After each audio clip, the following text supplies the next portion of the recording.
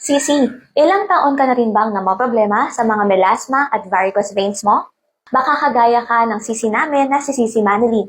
Isa siyang OFW sa Riyadh, Saudi Arabia na nagtatrabaho na for 6 years. Sa sobrang dami ng creams na nasubukan ni Sisi, hindi niya akalain na ito pala yung mag-e-effect sa kanya. Panoorin mo to. Morning everyone, my name is Manilin Tatardilio Ablay. Nasa Hail, Saudi Arabia po ako, isang OFW po. My skin concern po is yung sa melasma ko po at sa varicose veins ko po. So, ngayon po, flex ko lang po yung ginagamit ko pong product para po sa aking melasma at sa varicose veins, BTY product po.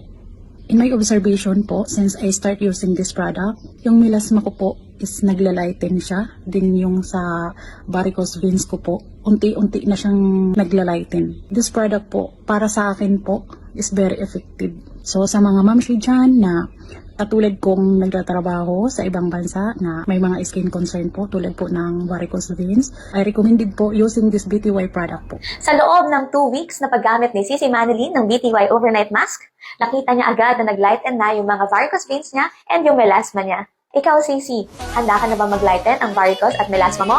Comment below para ma-assist kita.